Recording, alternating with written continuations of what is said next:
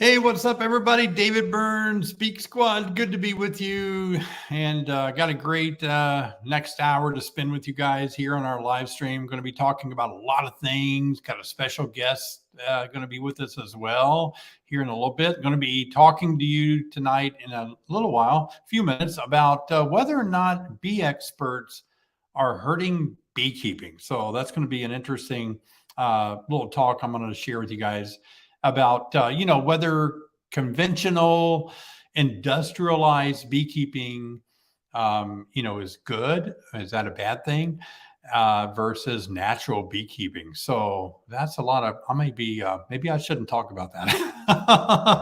It sounds controversial already now that I just put it that way, but good to see you guys. So many of you from all around are here tonight, so thank you for sharing. We want to welcome Jessica, our hostess, for being there in the comments to help guide you guys along in the comment section. So thanks for being in the chat section with us tonight. And I want to introduce you, if you haven't met, my good friend Brian. Hey, Brian from Castle Hives.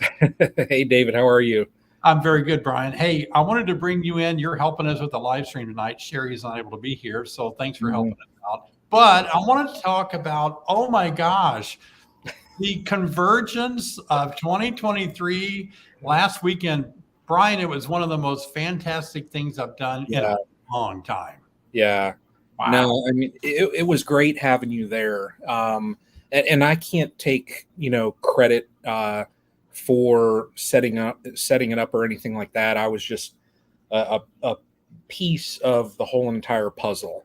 It was outstanding. It was just, what a day. The attitude, the atmosphere, I was really just so impressed with all of us that were there and how we all just felt like best friends. I mean, we had content creators from various channels. We had different kinds of beekeepers there. We had representatives from larger beekeeping companies. It was just so neat how we just kind of worked together and just spent a lot of time talking and sharing. Yeah, it was. I mean, it was a great day. Yeah, look at this. Oh man, look at that. That is awesome. Yeah. I mean, great. That's great. I think the total count was Greg said 73 people showed up. So that's only because you wouldn't let anybody else come. That's true. Yeah. No, and this year, it was one of the first times that the stream team, Greg, Bruce, and myself, were able to just hang out for a day, and outside of being at a conference. Yeah. And it just, like Greg said, something magical took place that day. Yeah. And I think, from, just like you said, the atmosphere and really everybody, it was almost like a family reunion. It really was. It was just, and we all know each other to some degree. And those that I know, I've been in contact with a lot of different people, but this was the first time that I've met some people, like Ricky that I bought my horizontal hive from. I've talked to him via email, but to actually be with him and spend time with him, that was just so a lot. I think we all knew each other or knew of each other, but really to spend time and hang out. And I'm going to say this, man, I'm going to be so mad and upset and angry if you guys don't do it again next year. And already my audience wants to be there. You only gave me 5 golden tickets, and all 5 of the people that came were so wonderful. Oh my gosh, it was so great. That's JW right there. He was there. Yeah. Oh, yeah. No, and this year was more learning, learning the ropes of it and all. Right. Yeah. Exactly. And, especially for Greg, I mean, because it took place at Nature's Image Farm. So it just, he kind of wanted to get a feel for really what all is going to take place hosting an event like that at his place. Yeah. And I think overall, it went flawless. Oh yeah. And like you said, I mean, everybody was I mean, it was like a family reunion. You know, it Yeah, was such yeah, a it was. such positive energy. You know, I got to say hi to Vera, one of my granddaughters. Hi, Vera. yeah. It was positive energy. I loved it so much. And Oh, I was so glad my daughter Carrie joined us, and that was so fun to have her there. And yeah. she was able to do a lot of good videos. And Brian, I have got just tons of videos. Oh my gosh. I have so much footage that I want to make a lot of videos out of, but Good haven't luck editing. yeah, I know. I haven't had time. Oh Yeah. my gosh, but Now, thank you guys so much. That was did so you good. did you see what Greg just said here? I missed it. Oh yeah. The second annual convergence is a go, but only if you're a part of it. Okay, I'll be a part of it on one condition. All right. Here's the condition. You have to give me 25 golden tickets I can give to my audience. I got to invite at least 25. I had hundreds of people wanting those 5 tickets. Oh my gosh. And I narrowed it down to 5. You know what I mean? Yeah. So you guys are going to have to open the floodgates up a little bit more. Yeah. I'll come no matter what. I'll be there. So I think next year is probably going to be a little bit larger. I don't know. Well, and look at this right here. It's yeah, there you go. Wow. So cool. There you have it. Right. I think next year is going to be larger. Yeah. And I'm sure the 3 of us are probably going to have to sit down. Greg, Bruce, and I are probably going to have to sit down and discuss where we go with it. More I'm sure on Greg's shoulders, just because it's at his place. But outstanding, just unbelievable. Yeah, the energy, the positive energy, just it was like one of the things that I liked. We really didn't have speakers. I like that because I go to a lot of conferences, and sometimes, usually it's hard for me to go to the speakers because either I'm doing something else or but a lot of people just like to talk, and I like to talk, and that's we got to see a lot of demonstrations. I thought being out in the bee yard, we had Tom. Is his last name Nolan? Tom Nolan. Yes. Tom Nolan was from Performic Pro, and he was out there demonstrating it. Yeah. Lord's Bees. Yep. Was there? Yeah. Rob. Yeah. Laura Bees demonstrating all of the oxalic acid treatments and all, and just strong microbials, actually showing how you do it in a hive. That was just priceless. All that stuff going on in the hive like that. That's so wow. Yeah, and that's like you said. I mean, you can go to a conference and you can sit and listen to a speaker, and there's plenty of videos out there of a lot of the speakers. And for me, even when I go to these conferences, my plan always when I go to the conferences, I want to connect with people. Yeah, me too. I can listen to the speakers at any time, and the next conference, the videos are going to be provided, so you'll be able to watch the speakers at any point. Yes. Versus you're there and you can connect with. I know. Yeah, I think we think alike. You're talking about Cayman Reynolds. His new conference, North American Honeybee Expo. He asked me to speak there January 4th through 6th. Yeah, and I think I saw this, that it seemed like the videos at his new conference are included in the ticket price. Yep. That's correct. You don't have to buy the video. So I'm with you. I mean, I actually bought them last time because I wanted to see. I didn't get to hear Dr. David Peck's stuff, but I wanted to see them. But I bought them. But I mean, if I'm going to be there, I'd rather be talking to people, milling around, having fun with each other, and then I'll watch the videos on a rainy day. Right. Yeah, and that's Saturday. It was.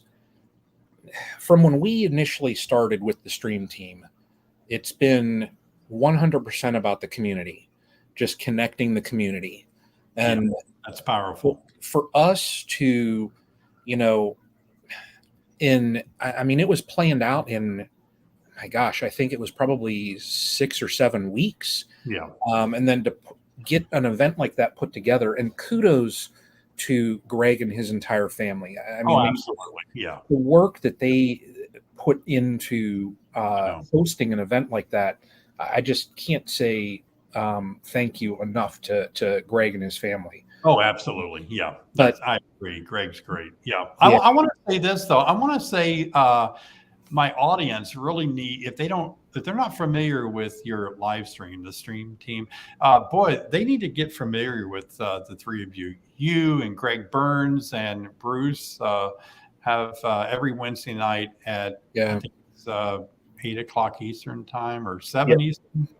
Whatever. Yeah. 8 p.m. Eastern, 7 p.m. Central time. Okay, same time as you're just the day before me on my live stream. And you know, in case my audience doesn't know this, you and your team got me started live streaming. You helped me.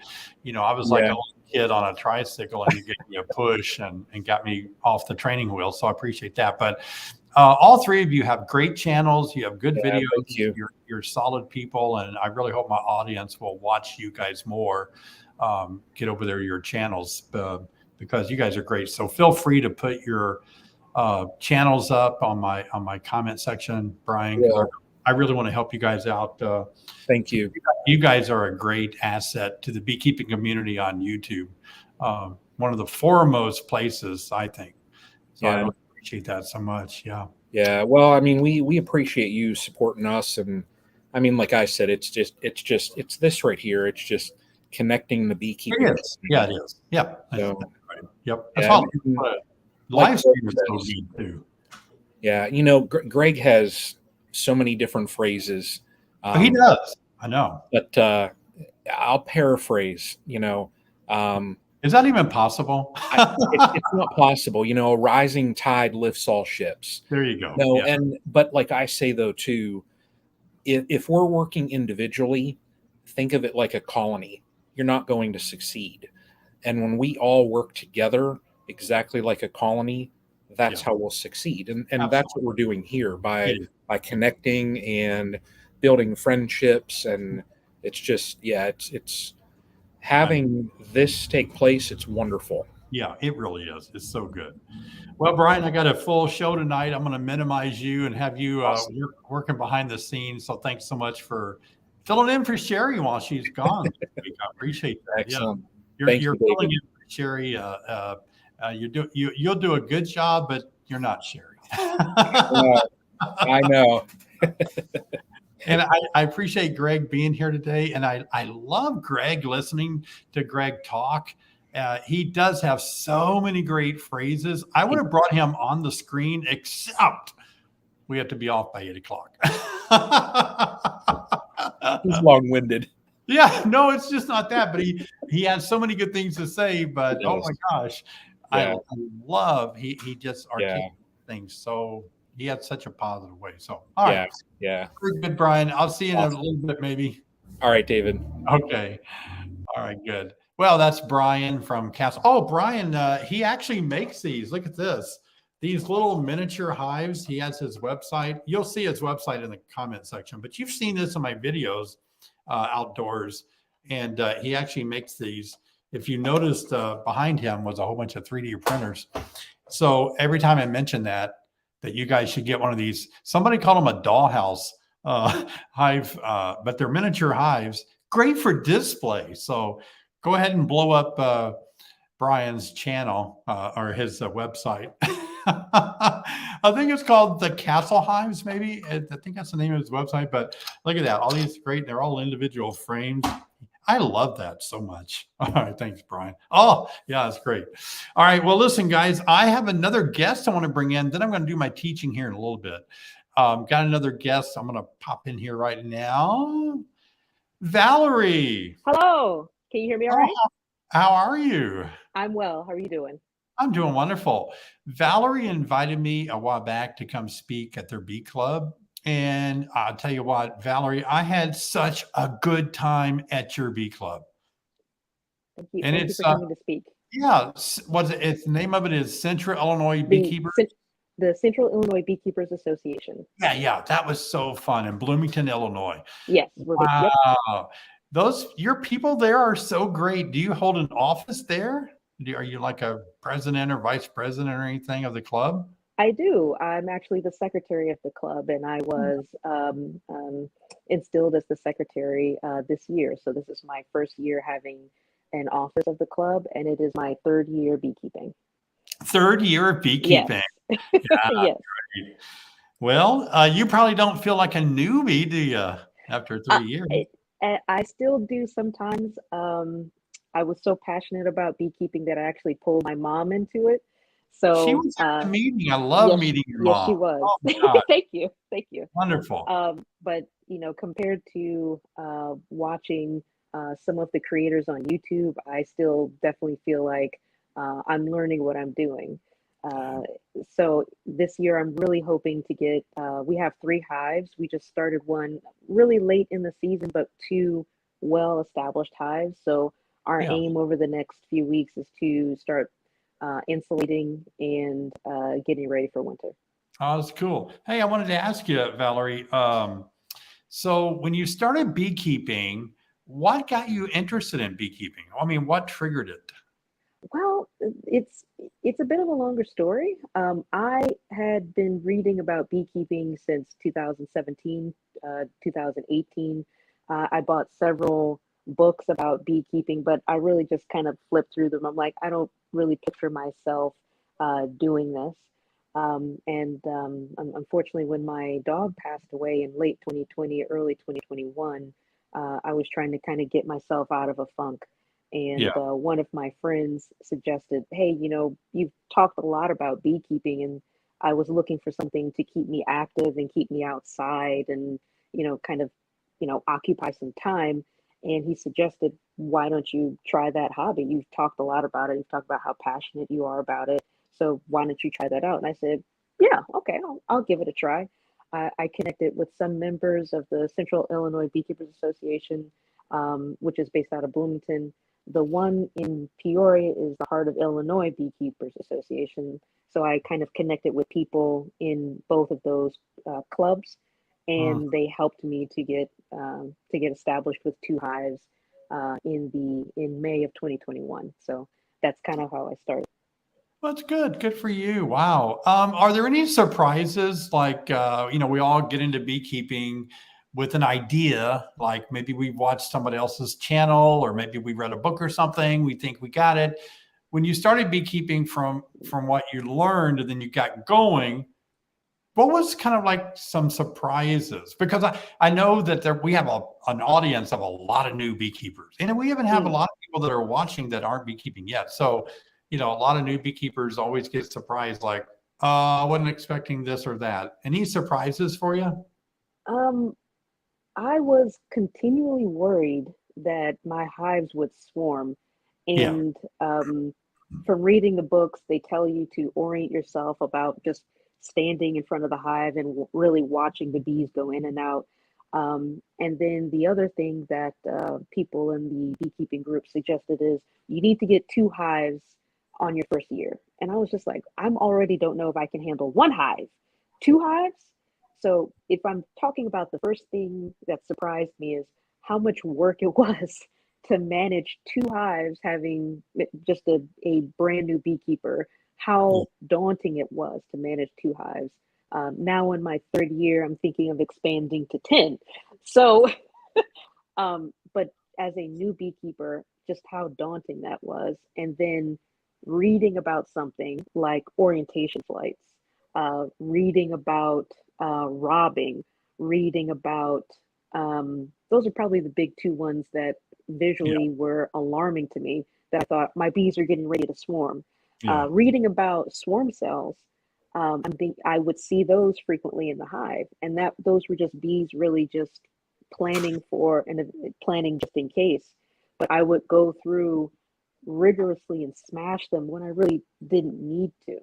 So Okay. those are some of the things where reading about how Mhm. bees act and Yeah. worrying that my bees were swarming on me, Yeah. but really just, oh, okay, this is a normal behavior. I don't need to be, the bees don't need so much management that I need to be maintaining them all the time. They know what to do. They kind of know what to do. Exactly. Yeah. That's a good point. Yeah, I know a lot of my audience, I can see when I make a video, they leave a lot of questions in the video comment section. And a lot of them are really perplexed about what they're seeing at the entrance, like, are my bees swarming? Why are they doing this? And all this activity at the entrance, and like you said, an orientation flight, or just different things in the hive that they just are so new, they just don't know what it means. We can't forget that a lot of people that are into beekeeping, they're so new that they really don't know the difference between a worker and a drone. Yeah. I get that question asked a lot. They'll say, I got a strange bee going in and out of my hives that are bigger than the rest of them, Yes. And they'll send me pictures, and I'm like, oh, that's the male drone. And, so sometimes we think that when I got into beekeeping in the early 90s, back then, people that got into beekeeping seemed to already have some kind of connection to beekeeping, at least people I was with anyway. And, you kind of like were mentored more, or you got into a bee club first or something, but maybe it's the internet or whatever. But now a lot of people get into beekeeping without a lot of good information first, and then they learn as they go, which, that works. I understand. I think I kind of did that. Well, in 2017 and 2018, I started making my own mead, and then I also made my own beer as well. So it was a little bit of a evolution of that, where I was like, let me make this mead, and then where does honey come from, and then how do bees make honey, and then how do I become a beekeeper. And then it was a little bit time after that until 2021 where I actually started to keep bees. So that was that's how my evolution kind of went along. Yeah. For those watching that may not know what mead is a alcoholic beverage that's made basically with honey and yeast and water. Mm-hmm. The oldest alcoholic beverage there is, but you can make it so much different. You can control the alcohol level. You can control the flavors when you made it. We had a workshop here on our farm several years ago where we had a mead specialist come in and teach people how to make mead. And it was really cool. It was really great. I remember he was a doctor, physician, and he was talking about how good all that little stuff is that settles on the bottom, when you're making meat. he was saying that's so good for you, I'll take his word for it. A lot of good minerals and vitamins down there and that stuff. I was like, whatever, but yeah. Well, Valerie, I think it's cool. I mean, what you're doing with your club there and beekeeping, and get your mom involved. How's she enjoying beekeeping? She enjoys it. I think I need to mentor her more. I think I need to spend more time explaining things, explaining why we do things. Early in the summer, she was worried. I should say last year. We're both kind of short. I'm 5'3". Mom is 5'11.5" tall. The 11 and the half inch is important. So we're both kind of short. We found a really nice location for her beehive on top of a stump, but it got rather tall. And so at the end of the summer last year, it was like, right up here. So maintaining a hive that is that tall is a bit out of the height restriction for us. So that's one of the things one of the challenges we ran into. Hi, Mom. My mom says she's still needing more mentoring. but mom is doing really well as a new beekeeper. Nice. One of the things she had asked me is, hey, we've got this one hive. Can we just split it? And I had to explain to her, well, this is one hive, and you need a queen to go into this hive, and you need a queen to go into this box as well. So just kind of explaining those things and explaining why bees do the things that they do as best as I can. But Mom's doing really well. And we sometimes butt heads. I think you misspoke. I think you said she was 5'11". But Oh, she's, sorry, 4'11" and a half. I'm sorry, I yeah, misspoke. 4'11" and a half. you Sorry said about 5'11", I think, and I was like, wow, she's tall. So sorry. 4'11" and a half. But I think mom is doing very well as a new beekeeper. Awesome. Yeah.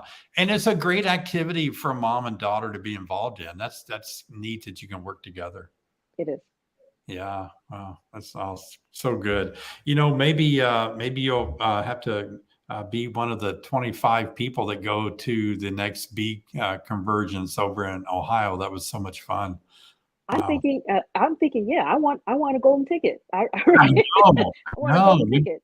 I asked for 25 and I got them so easy. I asked too easily. I should have asked for 2,500 or something. That's a big symposium. That's a big I know. convergence. Yeah. When they invited me over, I said, hey, can I invite my audience to come? And they were like, no. They're like, we don't have that many hot dogs and we don't have that much space. But, he's like, I don't know who it all would go, but boy, we gave those 5 tickets away, but that was fun. But yeah. So let me ask you this. I always ask my guests, what do you hate and what do you love about beekeeping? I hate getting stung. I hate getting stung. I guess it's gotten to the point where I react a little bit quicker when I get stung. Last year, again, the hive was much taller than us. So I'm on a step ladder. I'm trying to brush the bees off of a frame. The bees are falling to the ground. They're falling on my jeans, and I got stung like 3 or 4 times on the tops of my thighs, and it's quite painful. So I hate getting stung. The thing that I love about it is learning something new, learning something a little bit new every single day. This was the first year that I used kind of a fume board.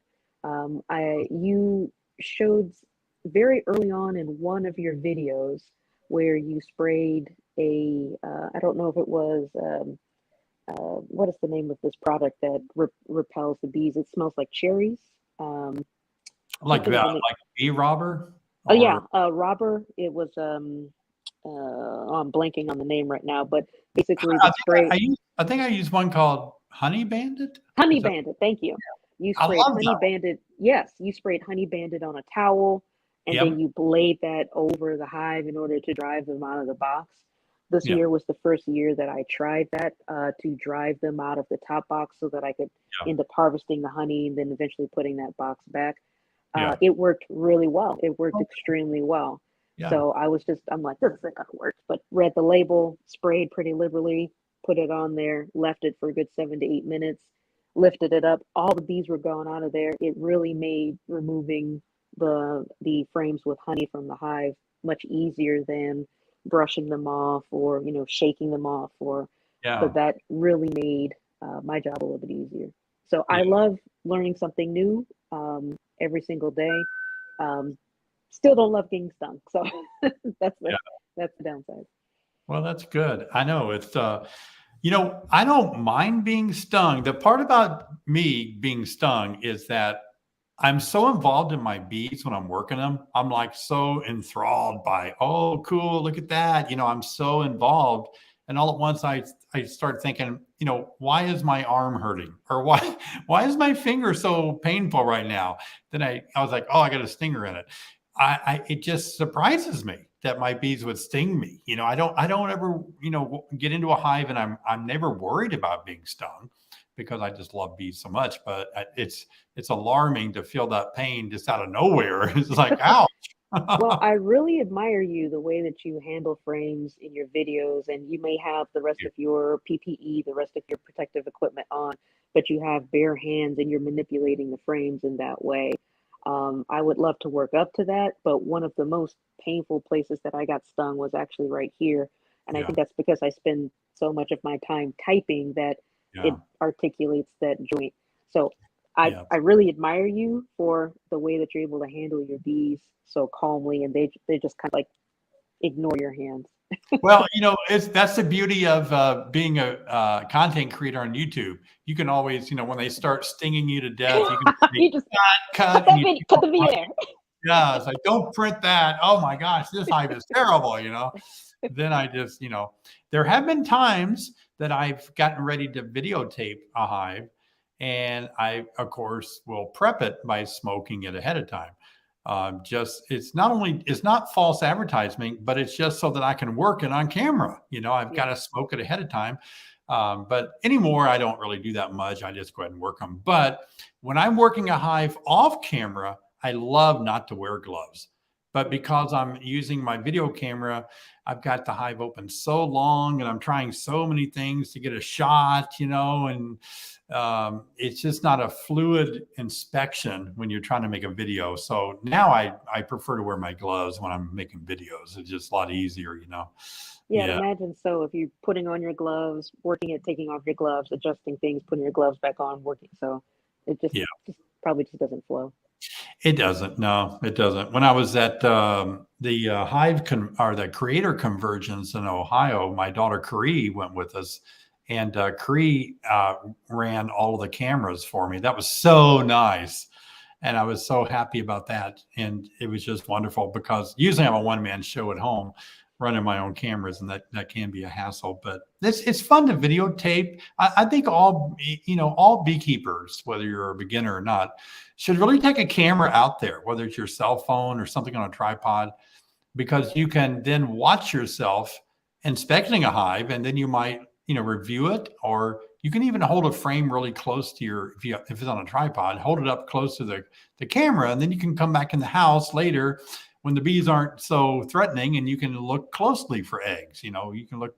It's just a neat thing to film and videotape bees, I think.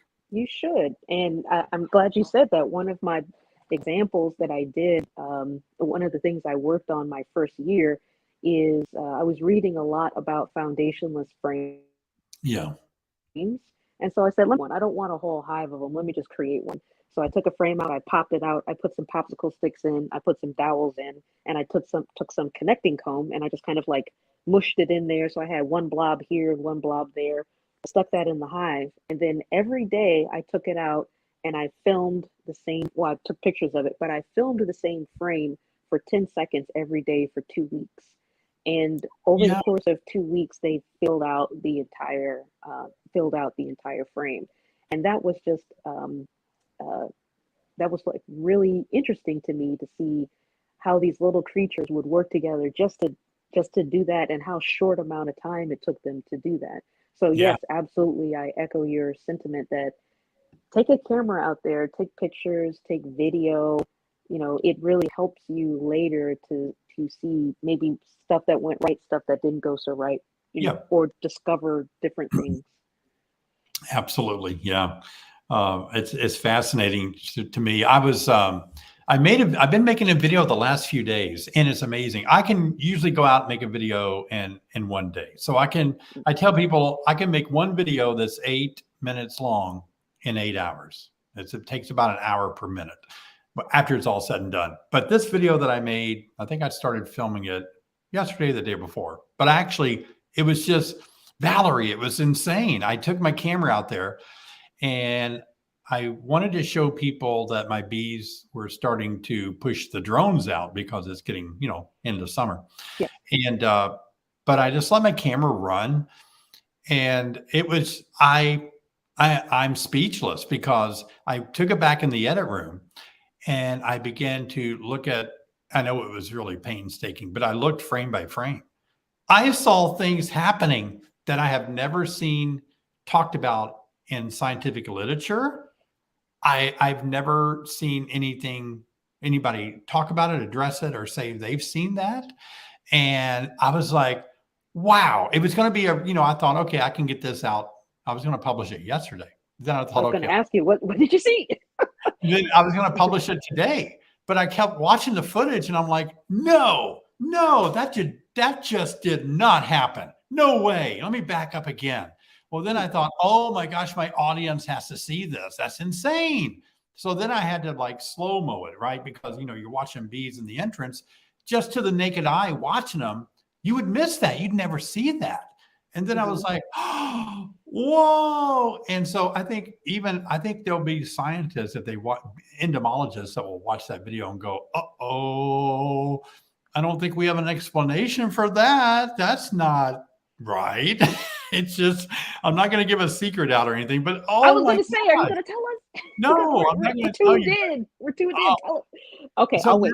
now I'm in a quandary because I had the video already made up to talk about drones being pushed out for the summer. I've got a great intro and all that. But then I thought maybe it should be 2 videos because of all these other weird things that I'm seeing in here. I'll give you a hint. I mean, well, I'll tell you one thing that I noticed, and I saw that last year for the first time.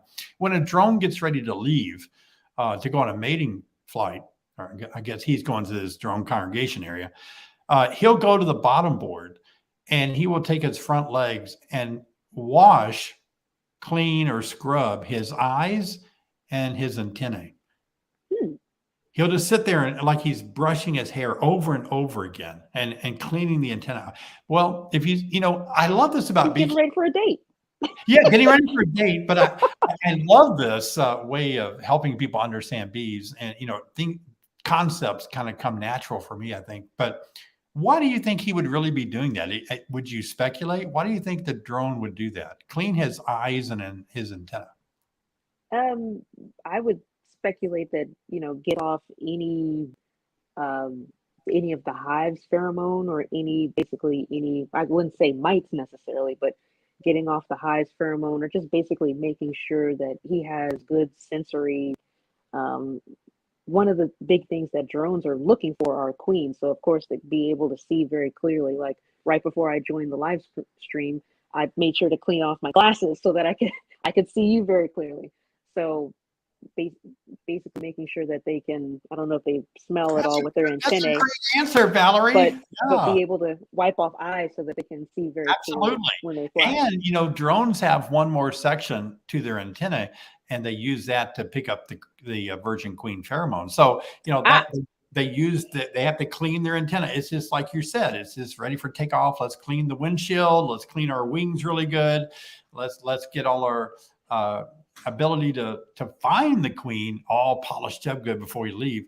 And I didn't highlight in the video, but I did that last year. I never published it, but it was just like, my gosh, these drones work so hard to get all cleaned up. They'll hit that bottom board if you have a chance to look at it, and then some of them take a long time and others don't, because like you said, there could be little particles from the hive, little pollen grains, little wax here and there, just clogging up their hairs on their eyes or their antenna. So that's just stuff like that. But I've got other things that are just phenomenal that I saw. I can't wait to publish that video. I'm looking forward to that video, and I've really been enjoying your series of how to prepare for winter. So looking forward to the next in that series as well. Yep, that's good.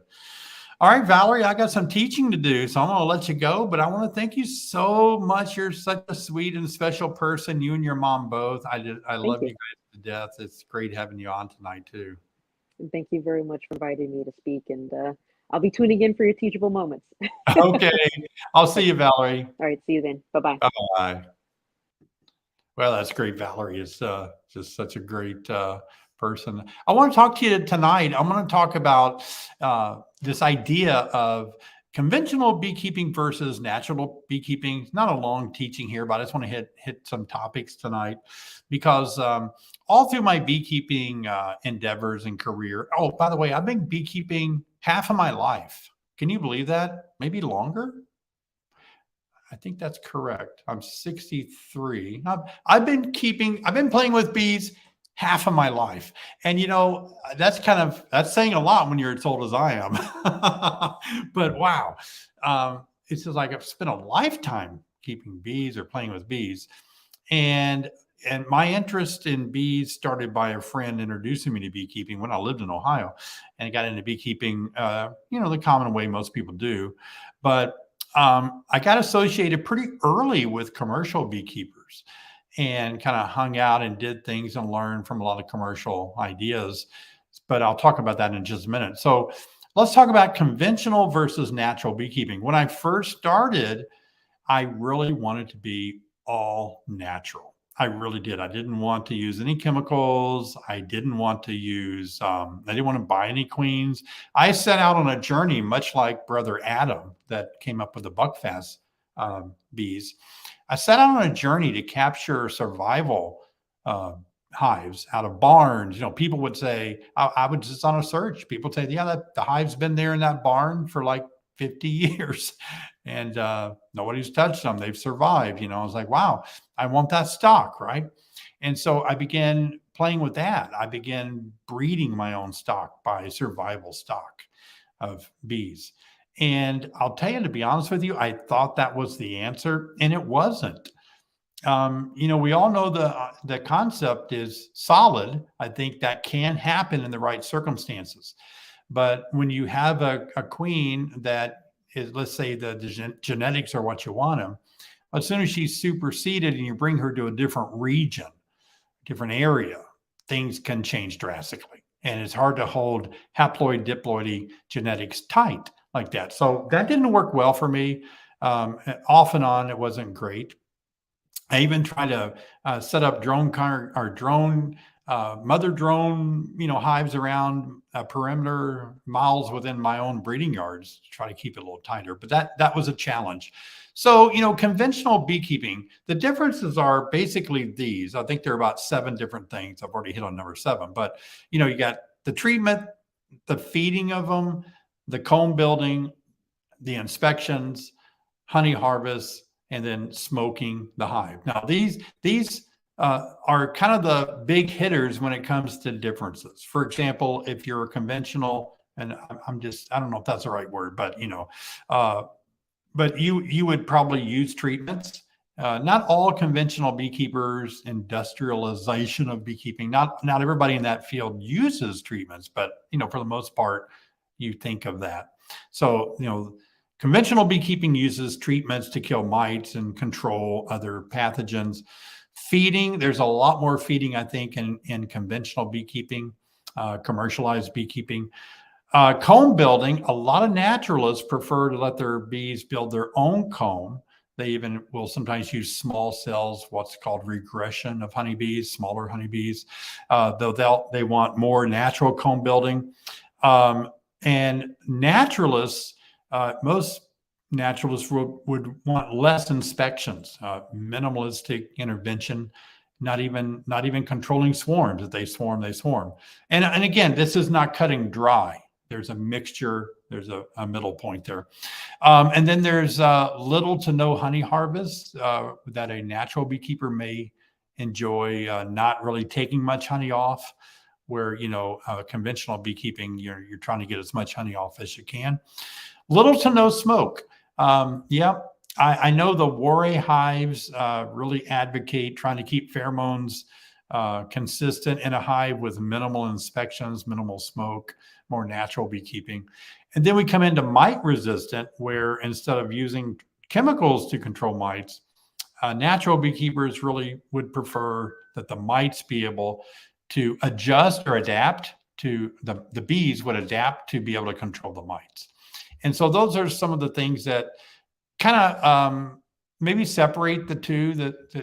And I want to talk about my personal preference.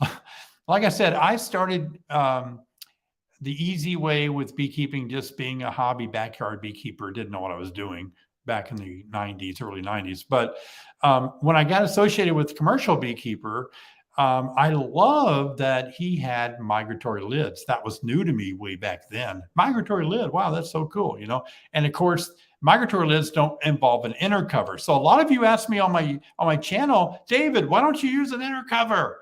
Where's your inner cover? And I've made so many videos as to why I don't use inner covers. And mainly it's because of my fascination with that migratory lid. Now, I don't use many migratory lids here, mainly because I just stuck with using their traditional top cover. I make a lot of videos for new beginners, 1 to 5 year beekeepers. I'm not really trying to reach the commercial beekeeper audience, but I do like a migratory lid. I have used them. You've seen them in my videos before. A migratory lid is a lid that just sits on top of the box, and it hangs over a little bit with 2 little pieces of wood that kind of helps it center front to back. And then it usually has a hole in the middle where you can add some feed in the top. When I bought out a commercial beekeeper, all my lids were migratory lids. and palletized hives were sitting on pallets, four hives on a pallet. So my introduction to a lot of bees was bee hives set up in a commercial yard. I brought them in on a large semi truck that they're stacked together, so I got used to that.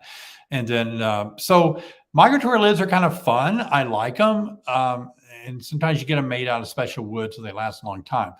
But I don't know. It's something about Illinois. We have cold, wet weather, and sometimes the migratory lids are gappy in the sides around the hive. Telescoping lids means that they hang over the hive, a couple of 3 inches, provides a little bit more weather protection. Now, feeding, I do like what I learned from a commercial beekeeper, millions of years ago. And he said, always feed your bees when you don't have any honey supers on there. Well, that's their livelihood. They have to have a lot of bees. But I kind of mixed it a little bit. I think feeding always, you don't have to feed them always. I meant to say not always. You don't need to feed them always, but you need to evaluate your bees, see if they need fed, So there are times where you need to feed bees. And I like to feed my bees going into winter. In the fall, I feed them 1-to-1 to get them built up of bees and winter physiology. Then in the winter time, I feed them my winter bee kind boards, and that's just phenomenal what happens there. So I love that. Comb building, I do a little bit of both. I showed you guys in a video a few weeks ago how I put a frame in there and let the bees draw it out versus a little strip versus a foundation. So we got to see you didn't watch that video? What am I bothering making these videos if you're not watching them? So we get to see the difference of which one's better, which one's not. Sometimes if you don't use any foundation at all, let them build their own, they might build drone comb and they build big cells and fill it with honey. So, I like giving them, I like to use plastic foundation. It's easy. I heavy wax it. I made that video. Hopefully you saw that. How about inspections? I don't inspect hives as much as you might think. I'm in hives a lot. I have about 20 hives here where I live, where I call them my YouTube studio. And so I do inspect them only because I'm making videos about them. But I'm not in my hives as much as you would think, much as I should be in my hives a lot more. Yeah, that's true. Can you feed with a super on with the Burns system? No, it's not going to work. Not really. I mean, if you have a super on and it's not all the way filled up, go ahead and put that Burns system on the top, but they're going to put that sugar water maybe in that super, and it's not really honey. Now, if you're going to leave that on for the bees, let them fill it up, and that'd be extra food they can store in that super, but just keep track of that. It's not really honey that comes from the nectaries of flowers. I do like smoke. Nothing hurts bees when it comes to smoke. They're quite able. They have an antenna cleaner built into their leg. They clean their antenna with that little antenna cleaner. Smoke particles is what causes them not to communicate, and they get a little calmer. And then mite-resistant stock is showing a lot of good results. So that's a good way to, I think both the commercial or conventional beekeeper and the natural beekeeper both want more natural stock. Yeah. Now, let me tell you about this. Got to hurry. Got a few minutes left here, but our honeybee experts herding beekeeping, entomologists, I believe, I know a lot of them, they all have the goal to improve the honeybee's health. They're trying to help us with pest and disease management, nutrition, hive management, how we inspect our hives, handle bees, and they're helping us with improved stock. So I don't at all feel bee experts are hurting beekeeping. Some people feel like, I don't need to hear from these ivory tower PhD people telling me about bees. I've been keeping bees before those young whippersnappers went to college. Well, I get it. I understand where you're coming from. But, hey, we use science and everything else, right? And you want your cardiologist to be scientifically correct when they make that incision and starts putting in your stents and transplanting vessels and arteries around, right? You want the best. Science is good. So don't have to make that point, I don't think. But entomologists, what can hurt bees? Let's talk about that. What can really hurt beekeepers? Here it is. Entomologists and experts, if they're utilized by the beekeepers for answers only, rather than learning for themselves. Let me explain this. Rather than learning yourself about beekeeping and taking a lot of knowledge in yourself, you just want a quick answer. And I admit it's easy and it's quicker just to ask somebody, hey, what's this? What should I do next? Tell me what I should do next. Boom, right? So entomologists and experts, if we are only telling people what to do and they're not learning it, that can really hurt beekeepers. Beekeepers need to learn and not just be receiving answers in a quick way. So in other words, we need to learn with our brain, but we need to think with our heart. That's kind of a Greg Burns statement. Yeah, we need to learn with our mind. We need to take the science in. We need to really absorb all this science and true solid facts about bee biology. But then there's a point where we need to really start keeping bees with our heart using the science. I think that's important. And it's kind of like Socratic method of learning. Socrates taught this way, and I like this concept, but it's a dialogue between the student and the teacher. Rather than give a student the answer, Socratic method is when you help the student think through the process by asking another question. I'll give you an example. Let's say a lot of people might ask me, David, is it too late to raise queens? I can say yes, or I can say no. Okay. But you don't know why I said yes or no. So next year, you'll be asking the same question, or the next month, or the month previous. See? So I like to rather say, let's think through this. And so you ask the student a question. When would be the best time, do you think, to raise a queen? And you might be able to surmise, oh, that's when they're raising their own queens, like swarm season. Exactly. When the hive is raising their own queens, that's the best time to raise queens. Yeah, but you didn't answer my question. Is it too late to raise queens now? Well, let me ask you, you've already answered your own question, right? Is your hive raising queens now? No, they're not, because it's fall. I mean, they can, but on a whole, no. So you answered your own question by me asking questions, right? How about this? David, which treatment should I use? There's so many treatments that I should use to treat for mites. Which one should I use? Just tell me which one to use. Then I'm going to ask you questions, right? Like, are you going to treat with your honey supers on or honey supers off? Because that's going to make the treatment go a different way.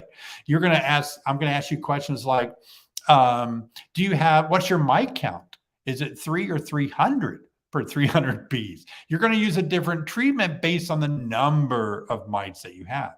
Are you doing a flash kill? Are you doing more of a controlled method? See, so I'm going to ask you a lot of questions, and then you're going to come up with the answer yourself based on the questions I'm making you answer. And you're learning at the same time. That's so cool, I think. So I don't know. I thought I'd share that with you guys tonight and just kind of have fun with you. I'm going to bring Brian back in. Brian, I want to give some things away before it gets to be 8 o'clock. Sure. Okay. Yeah, that's cool. Let's start by giving away one of your special creator convergence hive tools. Can you hold one up for me? Sure. Let me do this. Yeah, you get it all set up. I'm asking Brian to do so much stuff. It is this hive tool right here. And I apologize, my light there is glaring on it, but it has on the end of the hive tool down here, it has our Stream Team logo on it. Yeah, and then it says on there, the Creator Convergence 2023. Awesome. It also has Nature's Image Farm logo on it. So we only had 24 of these, and I only have 2 left. Now, one of them is spoken for, so that's sitting over there in the box. Oh, wow. This is going to be a special giveaway, isn't it? Wow. This is the last one. Oh my gosh. So, yeah. All right. How should they try to win this tonight? What should they type in? Right there. Okay. Type in the comment, all lowercase, #HiveTool. There you go.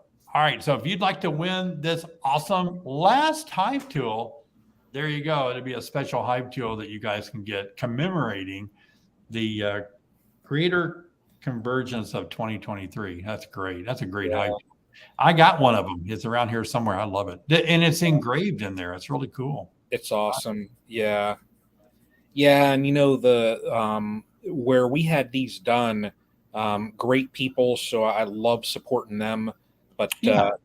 I mean, this right here, this hive tool, I probably will not use mine just because I'm going to want to look over and I have 4 hive tools sitting over here. Yeah. That I just like to look over and look I at. agree. I know. Yeah. You get it all dirty and all propolized, and it's gone. But yeah. All right, everybody. We're going to give away a Ultimate Hive course in just a second, but let's get this giveaway going. Let's see. Let's take a few minutes. Don't hit it yet. Don't hit it yet. Hashtag Hive Tool. What number are we up to now? 97. We got to at least get 120 before we roll it. Okay, there's 100. All right, we need 20 more. Who's going to go for the hashtag Hive Tool? Come on. 120 is needed. 101. Oh boy, it's going to be a while. 103. All you have to do is in the comment section, type in hashtag Hive Tool, and then we're going to roll and choose one of you, and you'll be a winner. Yeah. Let's make it 110. 105 now. 106. Right. Ooh, we're getting close. All right. 110 is the magic number. 108. Ooh, we're rolling. Ooh, it's getting close. There you go. 113. Oh, we got it. Oh, boy. Let's hit it. All right. Hit the dice. I'm going to hit it. Oh, wow. Look at everybody going by. Let's see who gets it. There's a lot of people in here tonight. That's great. Yeah. Thanks for watching, guys. Oh, Ken Phillips. Ken Phillips. That is awesome. So I'm going to type in here, Ken, what I want you to do is email me, and I'll have my email. Just send me an email, and, I'll need your address in that, of course, and I'll probably have this shipped out to you probably tomorrow. So go ahead. I just threw my email there into chat. So Ken, just go ahead and, like I said, just email me and I'll get that Hive tool sent out to you.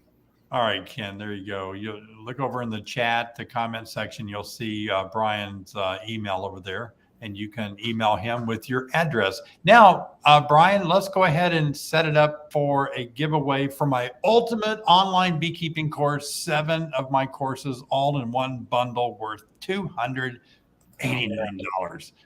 And the magic word is going to be hashtag yes, Y-E-S. All lowercase. Don't make a mistake and make it uppercase or it won't take you. But so that's the magic little thing you're going to type in the comment section for the ultimate online beekeeping course. Hashtag YES. Do it now. And that'd be a great, great course. A lot of you want these online courses, and a lot of you tell me sometimes you don't have the money for them. So we like to give things away and help you guys out. So that'd be a good course for you. In this course, one of the things that you might really be interested in this time of the year, I've got a course in there called How to Get Your Bees Through the Winter. And that'd be a part of a good time to get it right now to help ready your bees for winter. A lot of good stuff in there. We'll let that continue to get some steam there, Brian. So there's 107 already. Oh, okay. Well, let's wait till it gets to be 1,000. No, we can't do that because I haven't eaten supper yet, and my garbage disposal is on the blitz. I've got to go to Lowe's and get another garbage disposal. 114 now. 114. That's awesome. Yep. I love these online courses so much, and so many people have enjoyed them. I actually made them before COVID, before the pandemic, a few years before the pandemic. They were already online, but I'll tell you what, when the pandemic struck, it was a lifesaver for many people because they couldn't go to their classes. They maybe were going to take a course at a university or a college or a bee club, and the country got shut down. And online learning really is a place that people do enjoy learning today. It's phenomenal. Yeah. 123. All right. Let's go for 130. Okay. Give people a last minute chance to get in there. Hashtag YES. 125 now. We're getting close. All right. Ultimate online beekeeping course. You can watch them as long as you want to. They never go away. They're videos of me teaching you like I am now and like I do on my videos, all organized for you. Someone might say, well, why can't I just watch all your videos? Well, a class or a course is more organized and it's more of a foundation that builds on each lesson. So it's much more, it's hard for you to watch my channel and get everything. They're scattered everywhere over the years. Yeah. 129. One more. One more. There we go. One more. One more. Come on. 130. Somebody needs to type in hashtag YES. I know there has to be someone out there. It must be stuck. I keep seeing them show up in the. Yep. There we go. 100. All right, there we go. Let's roll it. Oh, boy. Let's do it. All right. Ultimate Online Beekeeping Course.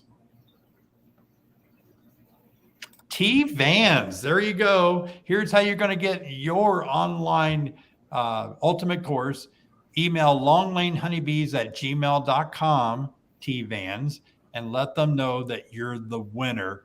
And they'll get that course out. Give us a little bit of time. Sherry's not available for a little bit, a few days, but give us a little bit of time. Now, I also want to say, if you email this address and try to think you're talking to me, you're not talking to me. So please don't say, hey, David, how are you? I got your email address off a live stream. I won't see that. So this is just kind of a winner only email. And so just this is just for T Vans. Thanks so much. Well, good. Wow, that was great tonight, Brian. I want to thank you so much for helping. Wow. Not a problem. Not a problem. Again, I want to encourage our audience to head over to the stream team on Wednesday night, 7 o'clock Central Time. Watch them over there, and then watch their individual channels. I love watching Castle Hive YouTube channel. Brian does a great job out in the field. Of course, Greg does too, and Bruce as well. And we love collaborating together. We love helping each other out.